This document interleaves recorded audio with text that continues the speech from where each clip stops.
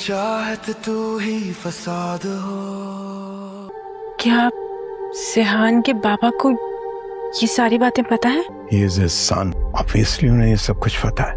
लेकिन उन्होंने मुझे तो ऐसा कुछ भी नहीं कहा। इनफैक्ट वो तो चाहता है कि मेरी और सिहान की शादी हो जाए। मैं तुमसे शादी करने के लिए तैयार हूँ।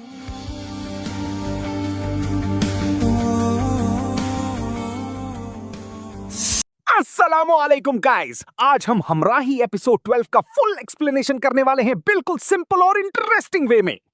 एपिसोड 12 की शुरुआत होती है एलिफ से, जो गहरी सोच में डूबी होती है। तभी औरंगजेब वहां आ जाता है और कहता है कि मुझे लगता है तुम मुझसे नहीं बल्कि खुद से कुछ छुपा रही हो।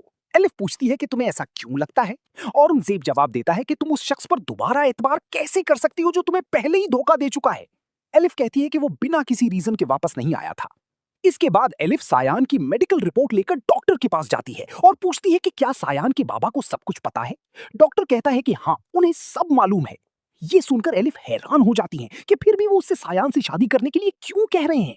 डॉक्टर समझाता है कि इस कंडीशन में शादी करना बेवकूफी है, खास तौर पर जब तक कोई डोनर न मिल जाए। फिर डॉक्टर बताता है कि सायान का ब्लड ग्रुप बहुत रेयर है और एलिफ का भी वही ब्लड ग्रुप है। दूसरी तरफ सायान परेशान होता है क्योंकि एलिफ उसका कॉल रिसीव नहीं कर रही होती।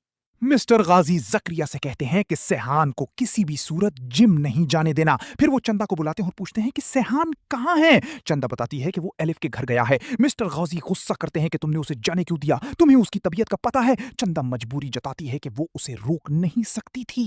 जब एलिफ घर वापस आती है तो सेहान उसका इंतजार कर रहा होता है। वो सीधा पूछता है, क्या तुम मुझसे शादी करोगी? एलिफ कहती है कि मुझे सोचने के लिए कुछ वक्त चाहिए। सेहान घर जाकर मिस्टर गौजी को बताता है कि एलिफ ने जवाब देने के लिए वक्त मांगा है। मिस्टर गौजी कहते हैं कि जब लड़कियां सोचने के लिए वक्त मांगती हैं तो इसका मतलब होता है कि वो हां की तरफ जा रही होती हैं। एलिफ औरंगजेब को सारी सिचुएशन बताती है। औरंगजेब कहता है कि तुम सीधा मना कर दो। एलिफ कहती है कि मैंने ऑलरेडी वक्त मांगा है। औरंगजेब कहता है कि इसमें सोचने वाली क्या बात है।